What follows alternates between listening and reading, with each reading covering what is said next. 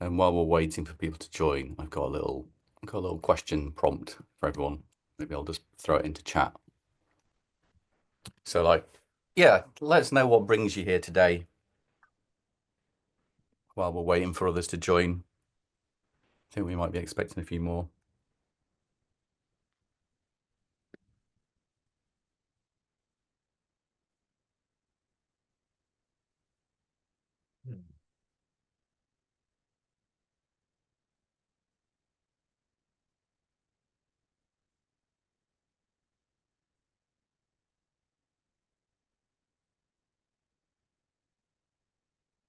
Yeah, the weather's definitely changed since our February meetup, John. Although I thought we had a bit of a false spring like last week where everyone thought, yay, winter's over. And then it came crashing back in the UK at least.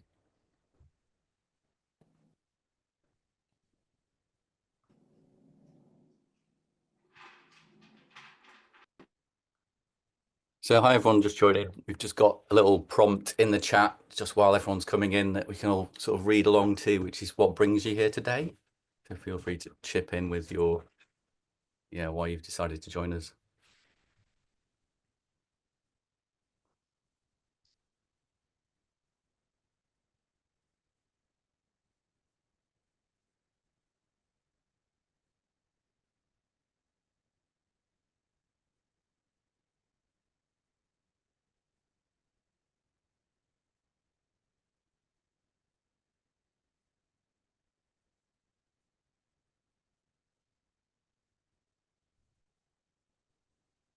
Okay, great. I'll just give it another minute because we did have quite a quite a guest list today. I don't know whether everyone's going to make it because you can never guarantee people actually find the time in the end, but we'll wait and see.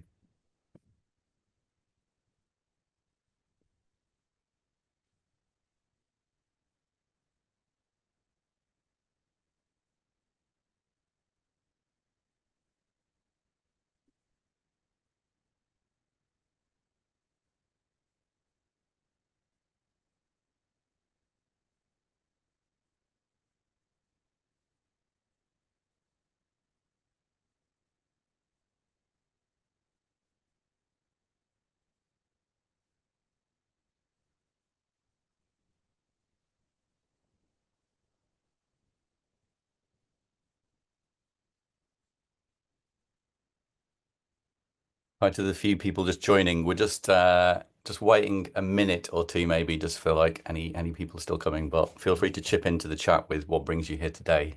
With our little prompt. I might also just advertise a potential future thing which is happening, which is so Helen Liang is going to volunteer to do the Bristol equivalent of our Brighton meetup for a drink. So that is probably happening towards the end of April or May, but more news on that soon. And equally, if anybody wants to host a drink in a different place, I'm basically. Do you remember the three questions we came up with in the pub, Andy? I do. As a kind of like as a reduced, well, mostly as a reduced version of the words. Um, Essentially, I'm going to sort of like write those three questions on a pack of artifact cards at the start and send them to Helen, and that's Helen's easy place to start toolkit for doing a pub meetup. I will happily send other people one if they want to do one too. Right. Yeah, maybe we'll have some time at the end if anyone's got any sort of, I don't know, events that they want to highlight that might be related to Steps Collective stuff and regeneration and things that you just want to share with the group. But I think we've probably got a critical mass of people here, so it feels like a decent amount. So I'll get started. I mean, I'll keep the introductions light. I think hopefully most of you have either been here before or read whatever you signed up to when you decided to join this thing, so you kind of know. But yeah, we're basically like a community interested in regeneration and everything that can might mean. And we don't really approach this from a perspective of claiming to be experts, which I think is quite important. So it's very much the opposite. It's really a space for learning and conversation and questions and things like that. And then each month at the moment, this year, since the start of this year, we're holding these kind of open sessions just to chat about what emerges under a theme. And this month, the theme or the word that I picked was emergence, which is kind of interesting. So, and then one of the first things we did when we started the group, which is just about over a year ago, was write down some words that we sort of felt expressed why we were doing what we were doing. And I actually thought the words today would be a good starting point for something that I wanted to try in terms of a little, a way to get into a conversation about emergence or about regeneration or about something in between. I have to remain open to what happens, so I don't want to be too prescriptive here. So let me just send you all. I'm not going to read the words this time. I'm actually just going to send you a link to see if we can all get into this document. I'm just going to put this in chat. With me.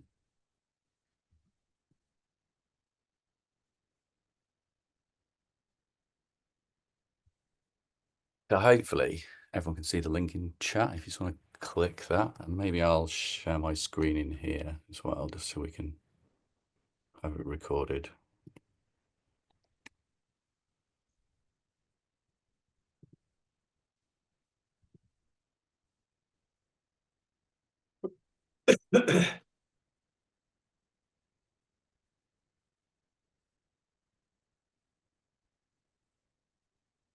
So feel free to have a read of these at your own leisure.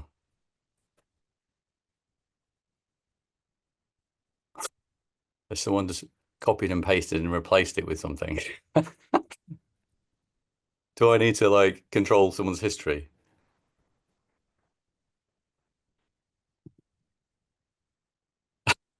That's quite the emergent thing. Yeah, that was definitely not what I was expecting. But let me Me is this trying not to multitask. is this a deliberate sabotage? No, sorry, Andy. It's me trying to eat lunch, close down a document, and come into your document all at the same time. And I did think, God, I should stop trying to do this. So I'm really sorry. I've That's just all right. pasted that as trying to eat an omelette, and Well, I I hope there's did think nothing I should just not join. And then I thought, no, I don't want to lose the thing I want to do. So apologies, folks. That's all right. Hopefully there's nothing sensitive there that we just saw that was like top No, secret. it was just a snip from a report. Don't worry. Luckily, I haven't lost it that far yet. Although It you was never a know. great example of completely random emergence happening that, yeah, to the extent that I really wasn't expecting that. And that could have really thrown us off. Sorry. That's all right. Has everyone been able to get in?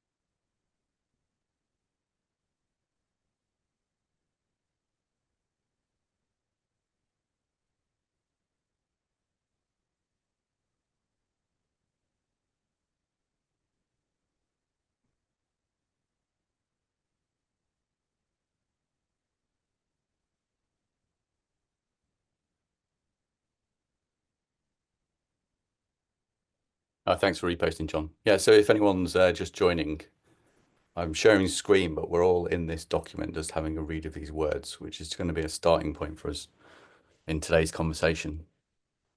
And like I said at the start, we kind of collectively came up with these words because we felt it was useful to sort of capture what we were thinking about when it came to regeneration and sort of our sort of thoughts and feelings on it.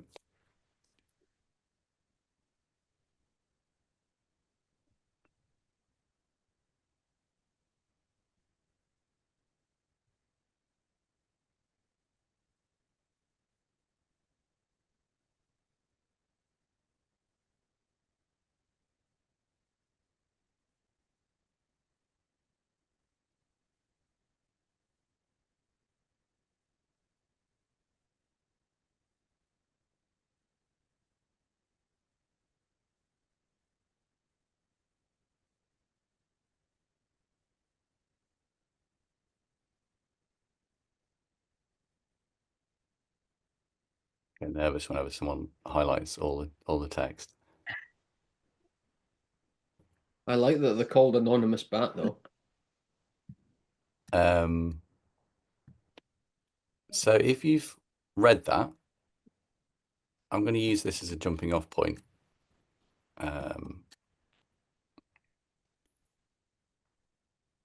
Because really these words are something that we talked about as being quite pliable as well. Like it shouldn't really be something that constrains us. It's just something that like almost like, you know, something to hang conversations from. And so I thought today what we could do is just try and sort of create our own version of some words based on a few prompts that I've got for you. So what I'd like everyone to do is just kind of find a line within this document. I want everyone to basically be on a separate row of this document and just highlight that line, one line with your cursor.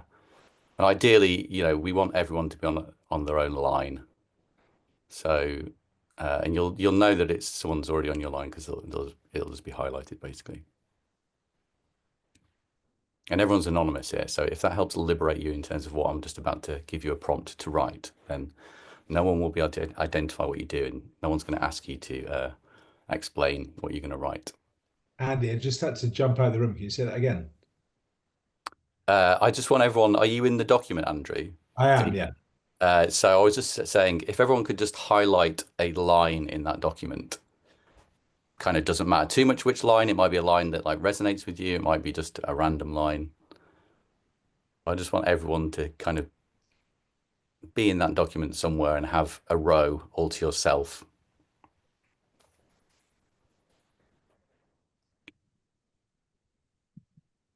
I'm getting on. That's probably most people. So then I want you to just think about the word regeneration. And my prompt for you is what's drawing your energy to regeneration right now? Or what's energizing you about regeneration? It could be positive energy, negative energy. The right now in that sentence could be a short now, it could be a long now, it could be this second or this year or this whatever, decade, century. Are we thinking about this to ourselves or are we inputting it into the doc? We're going to input it in a second, but for now, just I want everyone to just have a moment to think about what is energizing, what's drawing your energy to regeneration right now. I'll just put that into the chat as well.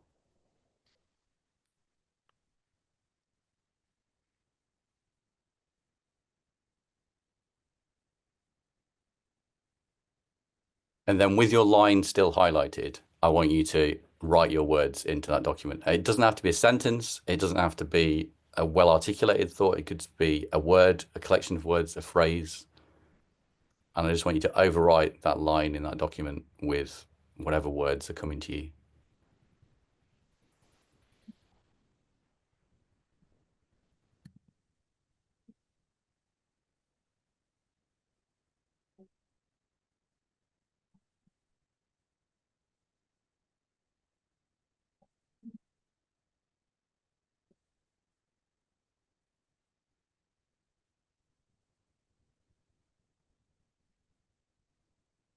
And obviously some of the words from the original doc will still be in there because we didn't highlight all of them.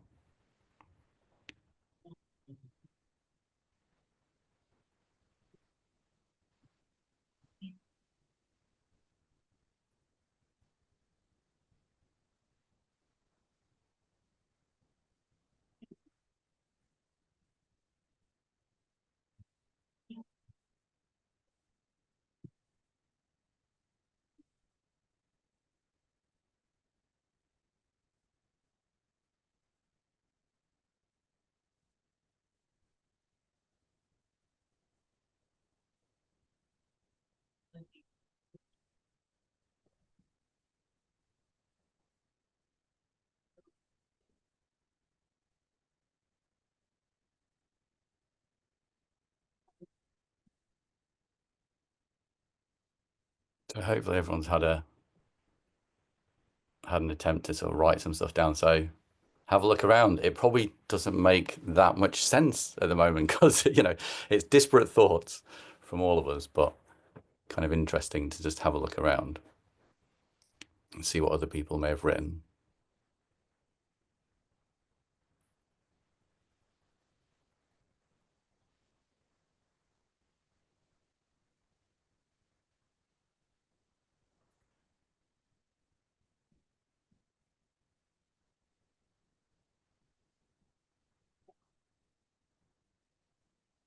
And then what I'd like you to do, we might soon, Esther, but not yet, by the way. Esther's saying, should we read it out loud? Actually, let me take a copy of this before someone accidentally overwrites it with something. Hold on. I just snagged it too. So what I'd like everyone to do now is hopefully you can remember what you wrote. And for those who know how to cut and paste, which hopefully most people do, what I'd like you to do is move the thing that you wrote to something else that's drawing your attention. So something that someone else might have written or was already, you know, elsewhere in the document. So we're basically going to just kind of reorder and yeah, sort of group what you've written next to someone else. And some of you might want to leave your bit for a second, because if everyone cuts out, it's all going to disappear and you're going to lose your orientation a little bit. But yeah, just kind of locate what you'd said next to something else that might be might complement it or contrast it or whatever. Just like, again, where the energy is in the words.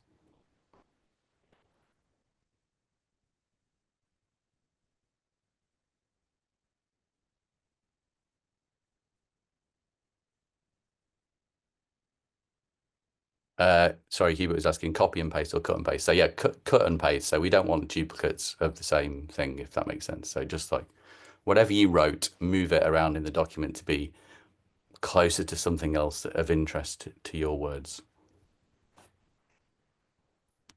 And you might not find anything. You might want to leave it where it is.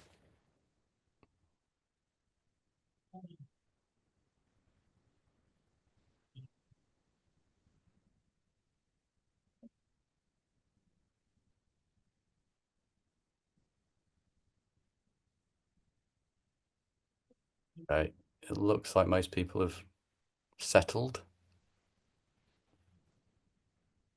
So then in the next bit, I just wanted to see if you wanted to change your words a little bit based on what's coming before or what's coming after the words that you've got, you can see.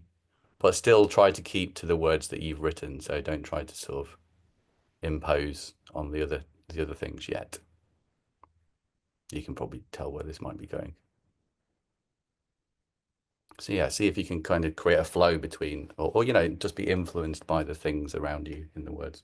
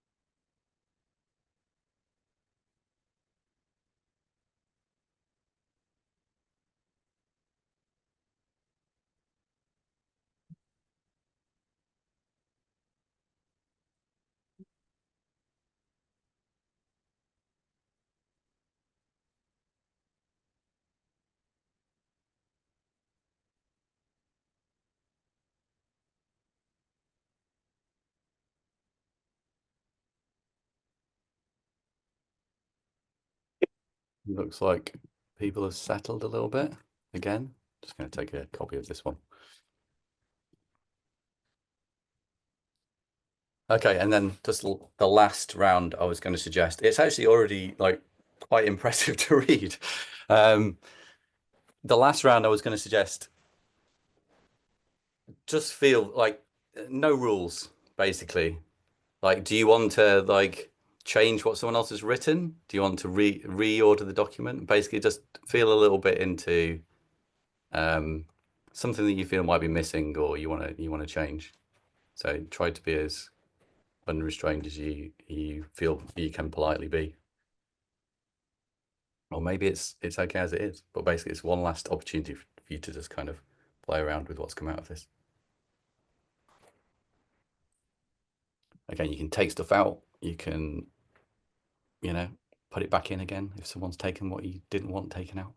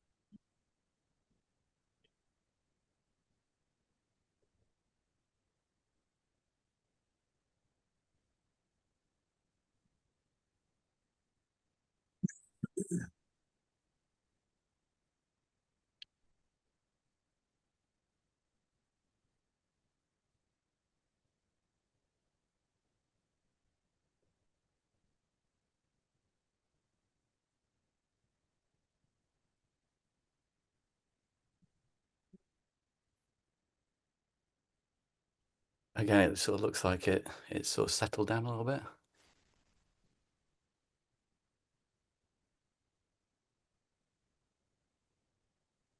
Did you want to read it out, Esther?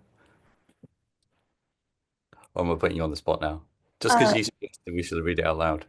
I would love to hear it read out loud. I'm happy to do it if that's. Unless people want to take a paragraph each and just collectively read it out loud. We could do that. I can start us off and then we can see who. You start us off, Esther, and see if anyone wants to pick up. Okay. Sounds like a plan. All right. Feeling our way in this emerging territory of regenerative practice, with many questions to navigate, to consider where we might share our own energy.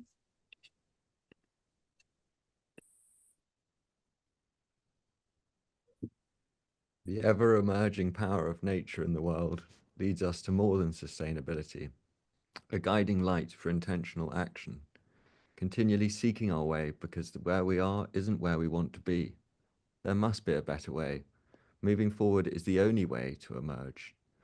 As lightly as you try on your expertise, interest, or knowing, people are still looking for others to follow.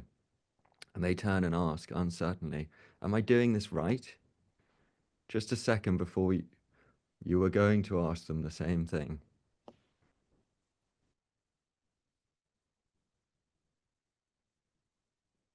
Knowing you are not alone, you are not walking alone, is a vital part of the journey. Doesn't really matter with whom we choose to walk today. We can find inspiration from experimentation and new connections to make a bigger impact, and collaborate on a shared vision for a future where everyone benefits, not as experts, but as peers, parents, neighbors, colleagues, and citizens.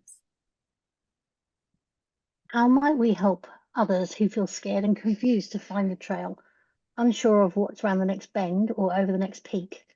An ongoing dance with uncertainty, hope, and grief. If all else fails, seed in the response to the destruction to come, shifting the status quo, REM, shifting between action and inspiration, thriving futures and pathways there, inspired by what's possible. For if we can't change reality, we need to build and visualize something else.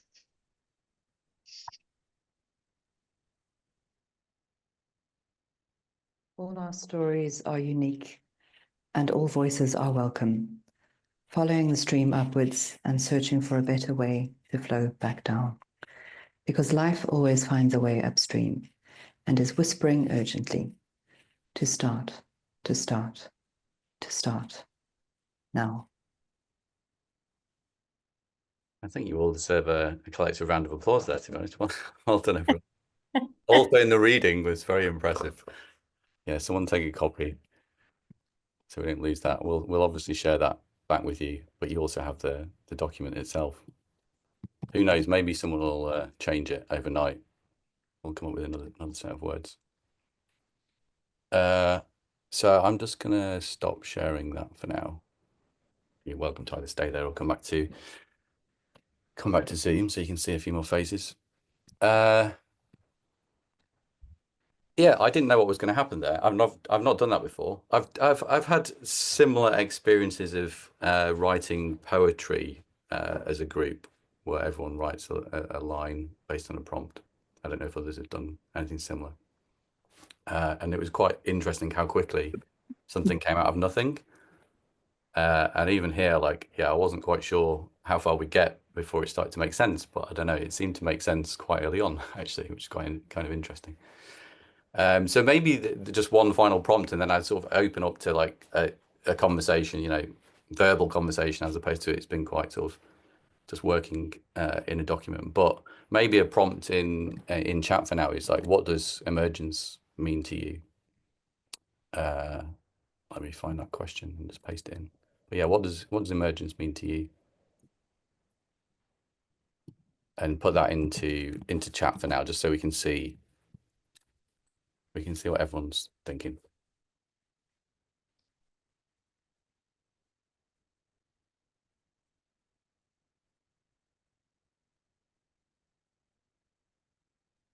So we've got discovery, openness, attunement and responsiveness and connection, an unguessable future. The whole being different than the sum of its parts. Shoots of things, I think that's growth.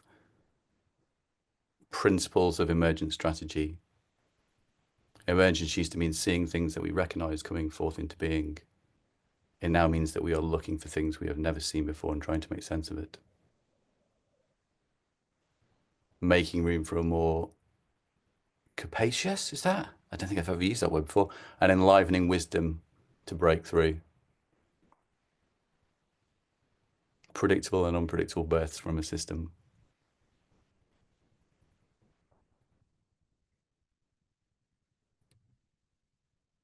Change is constant. So yeah, who wants to start us off? I mean, it could be like reflections on what you've just said. It could be a question you've got for the group. I wanted to keep the session quite open, so I didn't plan anything beyond that first bit. And I thought, like, we'll leave plenty of time for conversation. It might be like, say, just sharing your thoughts on what just happened, or it might be anything around what you've just said here about the concept of emergence or a question. And then feel free to just everyone chip in.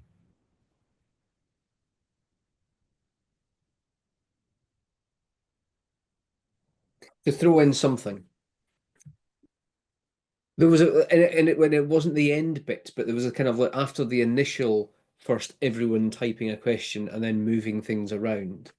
It had a whole Shakespeare soliloquy vibe about it as you read through. It was kind of like the classic like Hamlet or Macbeth toing and froing between uncertainty and two positions and so on. And I just and it felt like even though everyone was in there and moving around, it felt like one voice in that respect.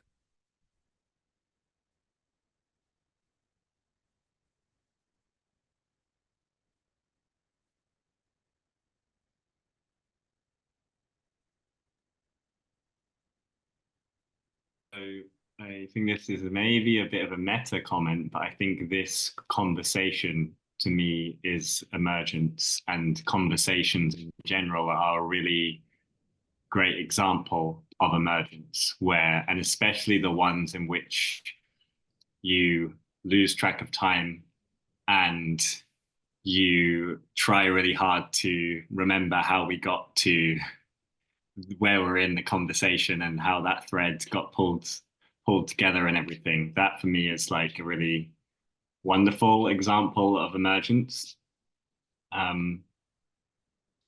And yeah, curious if this conversation gives similar feelings as well.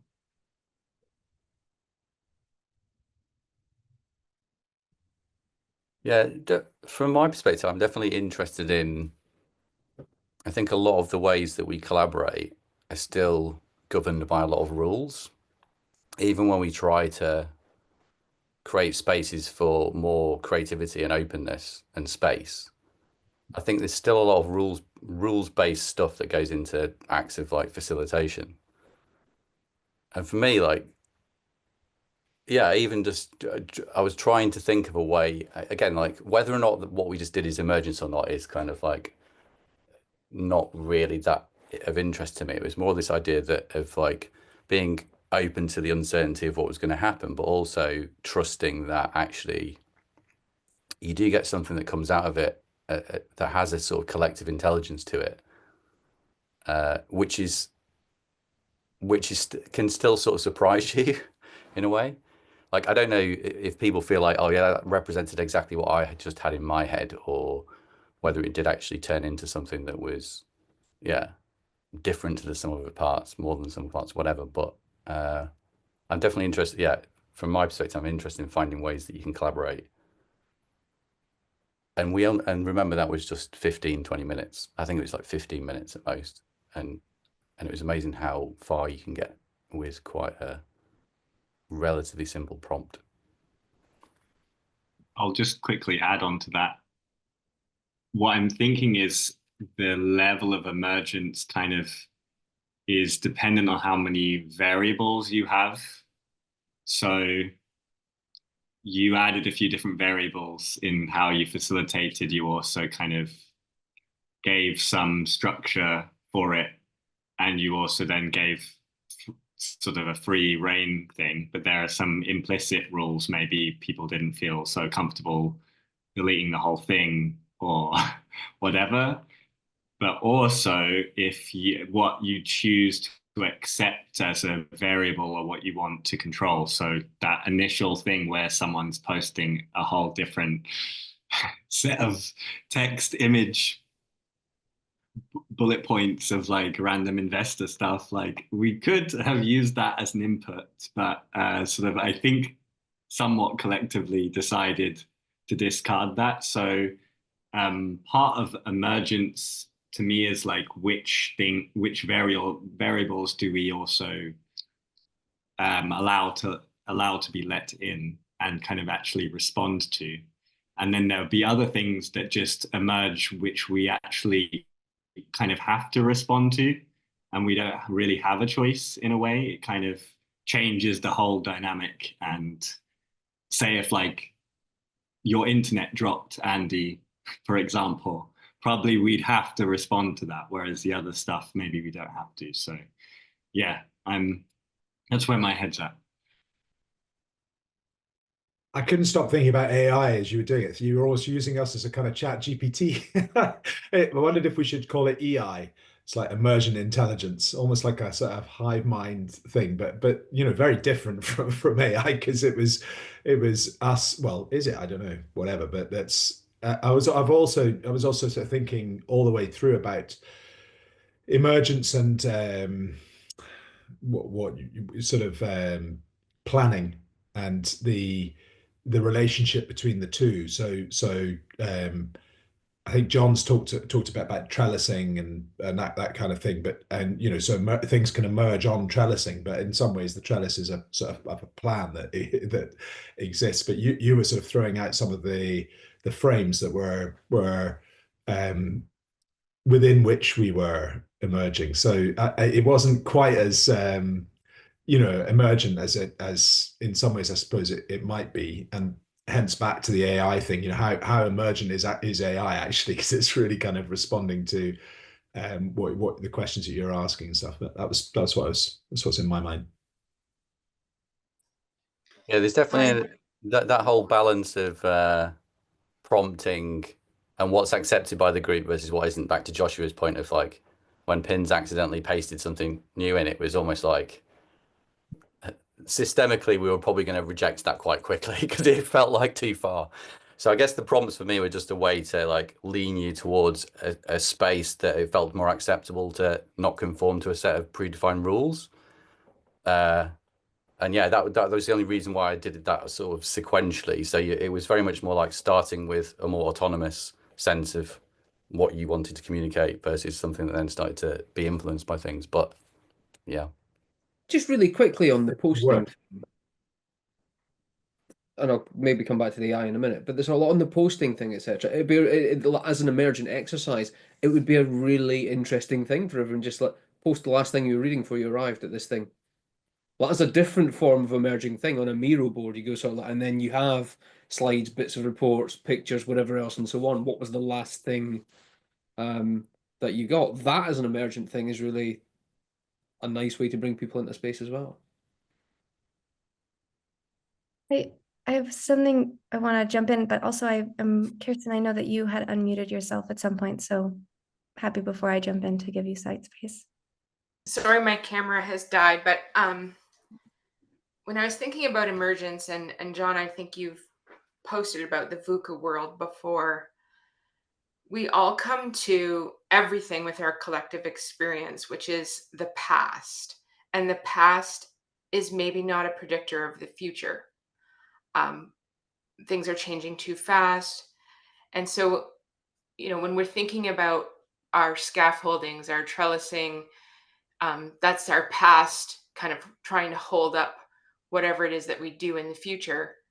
And I think that the key is to take action and to pivot quickly. So in this instance, if it had gone sideways, we can all recognize that quickly and do something different, right? And that's basically what we have to do as the future emerges in front of us, is that we are now using all of our collective experience to pivot as quickly through action as we can. That's all I wanted to share. Thanks, Kirsten. It's super beautiful, and maybe I'll add my point to this because I think both our own collective histories are super important and what we're bringing, but something that Emergence has always said to me is around presence and observation. So not only about being reactive, knowing what we know, but also being present enough and looking around and observing what's happening around you to react or to adjust. And I think that this exercise was interesting, right? Like the immediate kind of, there's an investor report thing in our document. We're going to remove that. But then the much more agile dance that was happening as we were inside the document with our own words. And I'd be curious because I noticed at one point I wasn't paying attention to what other people were writing because I was like, I need to write my own thing and I want to be able to say this because if I get influenced by others, maybe I'll mess up the exercise. But then that last prompt of like, do some editing and see what feels good. And that was really interesting. And how are we observing what's happening around us? And how are we also trusting that the changes that are being made are coming from this awareness and understanding and shared values and principles, particularly in this space. So lots of kind of ties to how emergence shows up in my work, but interesting to see it also happen at a very small scale in this exercise. I was also, well, both of you just touched, I think, on kind of the values and the past experience stuff. But I kind of love that there's a coherence that comes from the kind of those shared principles, but there's also a lot of variation within each line and each perspective that's born, the styling, all of those things. But it is still on a higher level, it's coherent as a body, and yet has all this individual variety inherent in it. And it's weird. It's like, although if we're each of a different actant with very different individual kind of internal mechanisms, then there's this coherence in the kind of coupling of us in this state that then provide. And I just like if you can't predict the future, you can predict like coupling of value systems and the kind of mutual exchange and emergence of good things, or at least I think it's a good heuristic that's hopeful. It felt very alive as a process. It felt like sort of fizzy in a way. There's stuff just going on. Actually, being engaged with it was a really, you know, as Esther's saying, you're sort of aware of that what other people are writing, but you're also sort of thinking about what yourself is writing. It felt very it sort of, I don't know, the only word I can think of is fizzy. Your brain was kind of like sparking, and it felt different from yeah, it felt different. It's good. To follow on what Algie was saying. Algie? Algae, but anything goes, Guy. really. I just popped into my head. What would have happened if we would have invited a couple of investment bankers into this space? So, and then the prompt would be, what energizes you about regeneration? Well, they might have, because we have some coherence, at least I'm expecting in terms of the values that we hold. That coherence kind of shows up in the thing that we created. And I think that has that is great, because it's like it has this kind of fizzy, kind of an improvisation flavor, but you're still kind of in the same chord scheme, all of us. And then, is there a role for dissonance at some stage? I think that's really interesting, Hubert, and I haven't spoken till now because I wanted some positive stuff to be spoken about before I speak. Sorry. I experience a lot of people wanting certainty, and of course, there is no certainty. You know, we need certainty is overrated in what we're talking about here. So we need uncertainty, and we need all those other things. And so I really struggle with people who they can't open their minds. And I think you're absolutely right. If we'd invited people like investment bankers or, you know, reinsurance brokers or whoever else, you know, people who look after government services, they would have really struggled to think about this. And so my question is, how do we get these people to care about this stuff? How do we get these people to be open to this stuff and to be open to being, I mean, I've done loads of training and a lot of my stuff is not with regeneration and things like that in mind, but get them to be open to being open, open-minded about things and about emergence and all that kind of thing. And I love it when the first person says to me, just give me the best practice, and I can go, well, and break out Kevin or something like that and say, you know, best practice only works if we know exactly what we're doing. Have we done this 50 times before? No, we haven't. So we're looking at emergent practice. And so that works, but we need to do it on a much, much bigger scale. I'll shut up now. Someone else can start talking about something positive. I was, both of your points has kind of got me thinking that probably this is niche phase of, you know, in the kind of adoption curve, and you kind of need to rely on that coherence within the niche, and then gather kind of structures to persuade and that are permissible to different conceptual frame, or I mean, fuzzy and differing, incoherent, currently kind of less coherent models, and then yeah, focus on the good vibes and then let it permeate, I guess. I actually think if we would have had investment bankers here, you'd have actually got a far more interesting document out of it, or a set of words out of it, actually. I would say the opposite of, like, you know, because the aim there wasn't, I mean, I don't know whether there was an aim, if I'm honest, other than just an experiment to sort of play with an open, emerging, creative format. But this idea that, yeah, we were hemmed in by a certain conformity because of the group, because of, you know, and actually what would have happened if you just bring a random set of people in to say, here's a prompt and let's just write out some words and see what you get something really, really unexpected and genuinely much more emergent, I think, probably. I think, yeah, I'm always interested in this sort of concept of creativity being making links where there aren't any, or where you do, where it's not obvious to see them. It's like, so that kind of serendipity part of it, and that I think is part of emergence. It's the more disparate views you have, the more interesting the confluence and the what comes out of it. I think to build on that as well, having all those extra voices, right? Voices different from our own. Again, they're bringing their wins, their collective experience and successes from their past to whatever it is that we're trying to do. And so if we discount those possible successes, our solution will only be in an echo chamber, right? Where we only know how to succeed in this one way. We have to have diversity. We have to. I kind of have a question back to the group, actually, because like something I'm curious about is like the difference or overlap between emergence and like a lot of emergence all happening at once and like the more of it, and how is that related to maybe chaos? And I was thinking, for example, and like our tendency to then go into conformity. So if, for example, we all decided to go off mute and speak at once, there would be a lot of emergence happening, but it would be incoherent. No one would be able to like pull out what is isolated within that thing. So I'm wondering, like,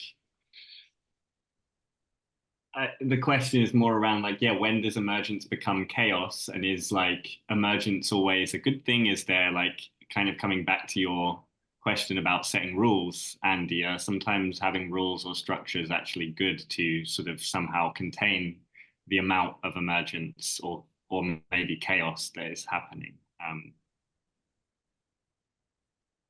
And yeah, open question to anyone, or to ignore and say your own thing, I guess. It sounds to me just, oh, sorry, Sharon. That's okay. I mentioned liberating structures further up. So there are a bunch of, if you haven't heard of them, there are a bunch of interaction patterns. And oh, John's going to go and get the book. Is yours signed? Mine is. So it's a book written by a couple of guys who are interested in emergence and complexity. So the idea is that you can take a bunch of people and get them to work together. So the idea is that you get exactly what you just said. You know, you get everybody, involve everybody. You don't just have one group of people.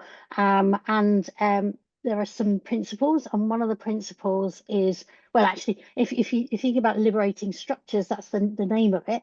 You need liberation, but you also need structure. If you just have liberation, then you do end up with chaos. You need some kind of structure, but the structure needs to enable what you need to achieve. And you know, I think that some of the structures really do, because the question was, John said, would we have got the same kind of thing? Would it have taken a long time if we were in person? And I said, it depends how you do it. You know, we could have stood with two circles, one circle on the inside, one circle on the outside, and then have the prompt come up and then say like in 30 seconds to your partner, and then move again, and then have a different prompt come up and say something in 30 seconds. You're using that part of the brain that works quickly. You're not going, oh, I need to get this perfect, you know. And that's what I will say on that. Inshallah.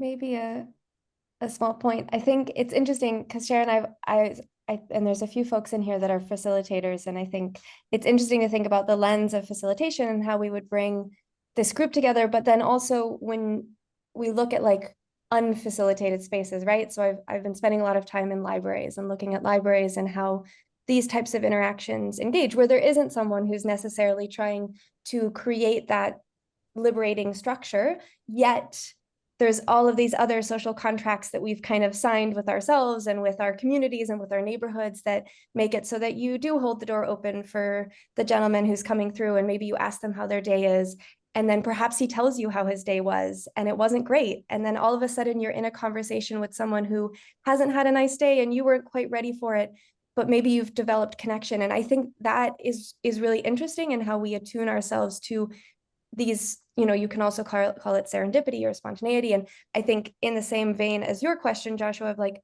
okay, we've got chaos over here that can be contained, but we also have serendipity. We also have coincidence. We also have, you know, all of the ways in which that we can engage with those words too. And I still haven't quite figured out where emergence sits in all of it, if it's just a describer of those words, if it's a different way of thinking about it, if it requires a different set of skills. But I think it's interesting, right, to play with and then also flip it into the facilitation space as well. I kind of want to go back to Joshua's point in like the degree of variation and stuff. And it's just making me think of like, obviously you want the requisite variety or like biodiversity, but then you're balancing for this kind of like homeostatic living state. You're kind of trying to have sufficient biodiversity without introducing invasive species or, you know, letting, yeah, it's quite interesting. I thinking then of facilitation and this kind of idea of like you have keystone species or like indicators of the health across the participants.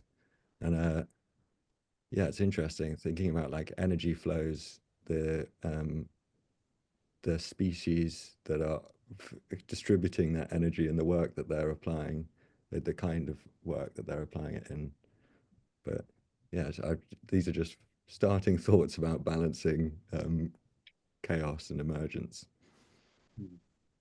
I think what I'm also hearing is like people have different associations towards like emergence or uncertainty, and that has sort of positive, negative connotations. So when you talk serendipity, for example, that to me is kind of a form of emergence, but is way more positively associated, whereas maybe chaos is maybe more on the negative end. But I think what I'm also thinking is what some people might see as, or perceive as chaos, others might see as serendipity. And depending on how you feel and what experiences you have and all of this. And then a whole separate example, which is, I was cautious to bring it up, but I was listening to an episode of The Rest is Politics, and they were talking about Syria and the huge number of variables in this whole situation in which it's super unpredictable to figure out what might happen next. And there are people trying to add structure to it to try and get to some sort of, I don't know, sense of certainty and or unity, let's say. And then there are those that are wanting to keep the chaos and introduce new variables into the situation. So that's just another example that I was thinking of where there is definitely a lot of emergence coming out of that. And, you know, maybe some things will also be have positive outcomes. I don't hesitate to use these binaries, but yeah, there'll be different outcomes for sure. But yeah, it's an interesting example. Interesting to think about the etymology of the word chaos, right? Which is actually void, you know, vast chasm, just like emptiness, really. And that's often what stuff emerges from, right? So that sort of concept of the fertile void when you're in that space. And so I don't think I think chaos, we now think of it as chaotic, as a difficult space where things are uncontrollable and difficult, and it all, you know, it's a word that doesn't have many, generally people don't sort of think of it as a positive space, but it is a positive space in a way, because it's like that's where voids are where things emerge from, you know.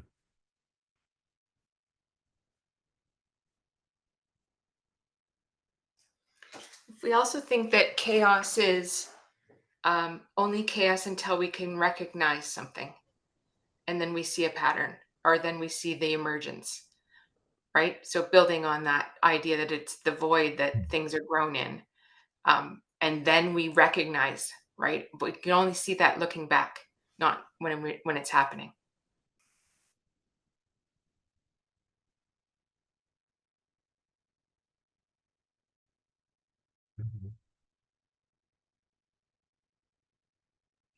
Yeah, I'm thinking to your like liberating structures thing, and like the experience of going through this for the first time, where maybe you will have been a participant of a workshop and expecting like more structure or more like solid agenda and what outcomes you're going to achieve from the session, but it's like way looser, and you may in the process feel it's chaotic and you have no idea where you're going. But then at the end, yeah, as you say, looking back, you might actually see it as like, oh, we got somewhere really cool. Like probably what Andy, I'm curious what Andy is thinking about in just running this session, whether it felt chaotic, whether it felt emergent, whether he was expecting some outcomes or not.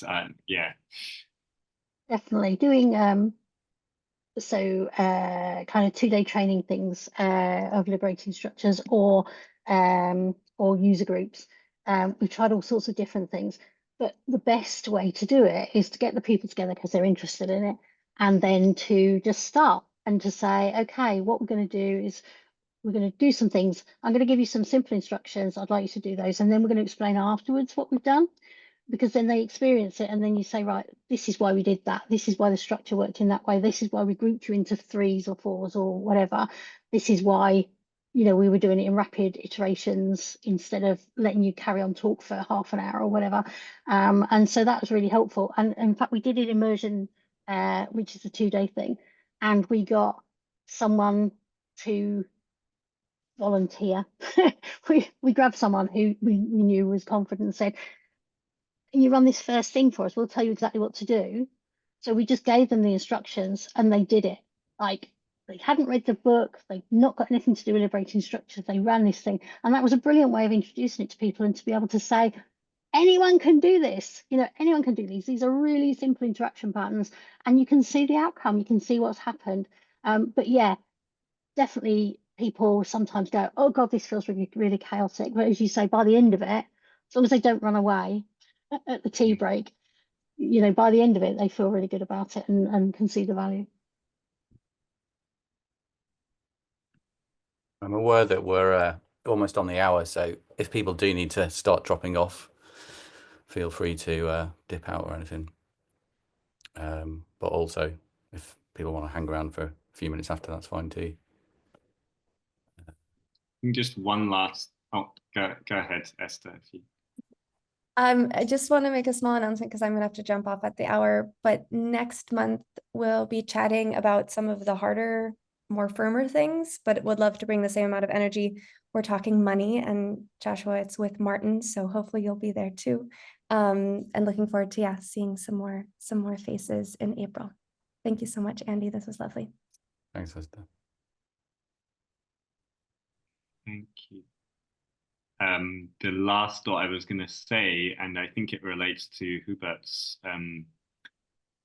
comment there as well, is and what you were describing there, Sharon, and in how I think this session today was started, is like what expectations or framing is set. So if people have some sort of reassurance that something cool will happen and just like trust the process, or like, so in your case where you kind of share, you'll find out at some point and then they can just relax a little bit.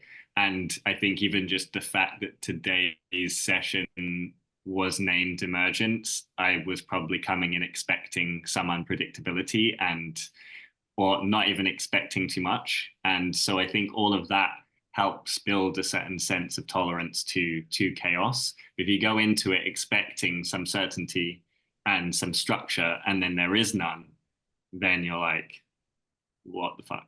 Yeah, I would even go further. I would say, I actually think, just reflecting on what's been said, I wonder if chaos is a strong word to use. I actually don't think this is chaos. I think this is an aversion that we have in our modes of thinking that is against, like, it's very mechanical, right? The way that we all live and work, generally speaking. And so anything that sort of deviates from that starts to feel like scary, and we start using things like chaos and anarchy just to sort of like really, and actually it's really not, I don't think. Like, if I just go back to, again, this is just my thoughts on it. if I think of emergence as this idea of a whole being different to the sum of its parts, I think we're all the parts here. But you still have to define what a whole is, what the whole with the W. And for me, because you know you could slice and dice a whole in lots of different ways, but the whole in this case is some framing around regeneration or whatever. But it could be a different framing, and it could be a different, yeah. Like I don't know what if we brought in our financial people into the mix, like what would that whole be? But it would be a different whole to what this is, right? So the prompts would have to be slightly different. But I do find personally, I think the creative process, because I'm involved in quite a lot of that, is intuitively emergent. I think if you ask a creative person to try to write down a process and document it so that others can replicate it, so they can get the same outcomes or the same results, I don't think you can do that. I mean, people attempt to do that and use things like the double diamond to sort of anchor you to something, but the reality is, yeah, for me, emergence has some relationship to this notion of creativity, and creativity in everyone, by the way, not just people who are assigned that role in their job or whatever. I think like we are creating something from nothing in a way. So that's just where my interest of it is. But I don't think we can, because we are the parts as well. The other thing I was going to add, because we are the parts of this whole, and this whole has different characteristics to the parts. We can't actually get our head around what their whole's characteristics are. I don't know if that makes sense. It's a bit philosophical, but I'm basically saying like it has a whole set of attributes that, as the parts, we can't really see properly in a way. So you're just getting glimpses of this when we're doing these activities, I think, of like, oh, there's something interesting happening here, but I can't quite put my finger on it. Anyway, that was a little bit abstract. No, just I think that's talking about the seeing it. It's the sort of like and this really chimes with something I'm designing next week. It's a workshop about workshops, and just trying to get people to kind of like to think about the information that you invite into the workshop is the stuff that you provide, and then all of the unseen information that people are bringing in themselves. And, you know, things will emerge, but you can put a little bit of, Andrew mentioned the trellising again, whatever else, just enough framework to go sort of like, some of the information will be stuff that I provide, some will come from the people themselves, and I just have to put enough of a framework in there for that stuff to mix up and muddle around to become a thing. I keep going back and thinking like the information is light, not liquid, or it's different pixels of information. People are going to make a new picture from the information that's gathered in the workshop, and it's up to you just to work out how many pictures you want and how you're going to mix them all up and how you sort of like make that feel emergent and effortless.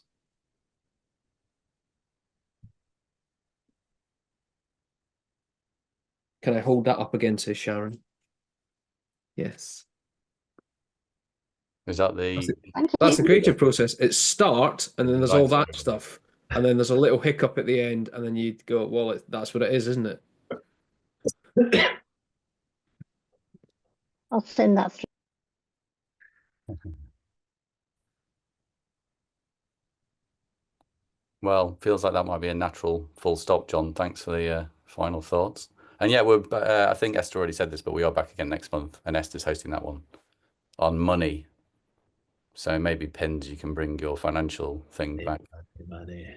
You know, the irony of that to me is that it was not really to do with investment bankers. I think it's kind of interesting how it's actually about pension, people who have pensions, trying to use them, trying to lobby whoever your pension provider is. So I find it interesting that we just what you said, Andy, in a way, and Sharon, you know, we default into certain ways of thinking, and then our prejudices immediately come to bear. And I don't know how many people on this call would have a pension or not, because not everyone does. But my guess would be probably looking at the sense of comfort levels of us that most of us do. And, you know, I just find that stuff interesting. And this is totally random and kind of unrelated in a way, or maybe it isn't, is, you know, there's such conflict going on, and however the computer that I'm on to speak to you is related to that conflict, and money I may or may not have in a pension is, you know, so the intersections of all of these things, and So yeah, sorry for the completely unexpected intrusion, but it's sort of, I thought it's almost comedy in that it's occupied my mind and my actual paid employment this week, and then and then by chance it ends up unexpectedly and discomfortingly for me at least, because it could have been something actually that shouldn't have been there. That's a public report and just a snip from it. But anyway, it's one of it did seem to kind of prove your point, Andy, about Yeah. both what you want to bring in and what you don't. So, Very well, not serendipitous. don't, but weren't expecting. Definitely seemed very serendipitous. I thought someone was like testing the extremities of the activity straight away, because when you give people open access to a document, there's always a risk that someone just goes, right, I'll show you what this could become. But no, it was good. Generated some conversations too. So.